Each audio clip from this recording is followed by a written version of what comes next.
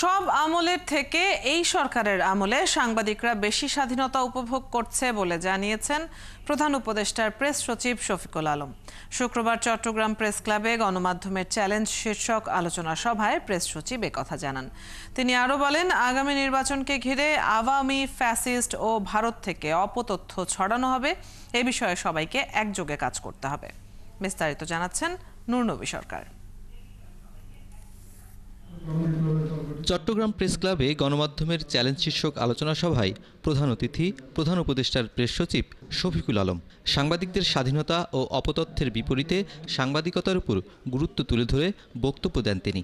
Interim government কোন ধরনের freedom of speech card হয়, ফ্রিডম অফ স্পিচকে বন্ধ করা হয়, তাকে ডিসরাপ্ট করা হয়, তাকে মাজল করা হয়, এমন কোন কাজ এই ইন্টারিম গভর্নমেন্ট করবে না এবং করছেও না। যারা জার্নালিজম করছেন এর চেয়ে বেটার টাইম আসে। আমরা কারো মুখ বন্ধ করছি না, আমরা কারো কলম ভেঙে ফেলছি না, আমরা কারো প্রিন্টিং পেজ যে সিলগালা করছি না, আমরা সবাইকে বলছি আপনারা জার্নালিজম করেন। প্রেস সচিব জানান, আমরা কোনো মিডিয়া বন্ধ করিনি, কারো চাকরি আমরা খাইনি। কেউ কেউ বলতে চাচ্ছেন যে না, সেই আগের চেয়েও খারাপ অবস্থা, 3 জন সাংবাদিকের চাকরি চলে গেছে, অতএব আগে কি এই ঘটনাটা ঘটেছে? ভাই, 3 জন সাংবাদিকের চাকরি তো আমরা খাইনি।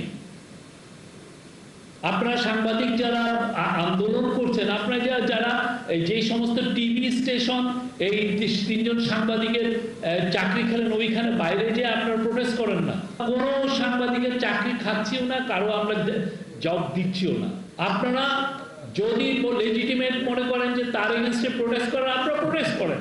তিনি জানান, আগামী নির্বাচনের আগে অপতথ্যের বিস্তার বাড়বে, এটার বিরুদ্ধে গণমাধ্যমকে দক্ষতা নিয়ে মোকাবেলা করতে হবে। সবাই মিলে দাঁড়াতে হবে, তারা এটাকে ফেস করতে হবে। তাহলে সত্যিকার অর্থে আমাদের ডেমোক্রেসিকে তারা আন্ডারমাইন করবে, আমাদের দেশকে তারা ডিস্টেবিলাইজ করার চেষ্টা করবে এবং আমাদের সোসাইটিতে সারাক্ষণ একে অপরের সাথে লাগিয়ে রাখবে।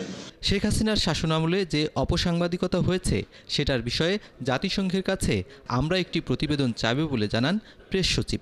আমরা চিন্তা ভাবনা করছি যে আমরা ইউএন এর কাছে যাব, ইউএন কে বলবো যে গত 15 বছরের বড় বড় যে ঘটনার সময় আমাদের জার্নালিস্টরা কিভাবে ফেল করে, জার্নালিস্টরা এই ঘটনাগুলো কিভাবে কভার করেছে, সেটা আমরা ইন্ডিপেন্ডেন্ট একটা অ্যাসেসমেন্ট করতে চাই।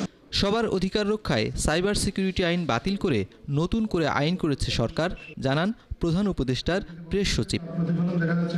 নুরনবী সরকার, ৭১, ঢাকা।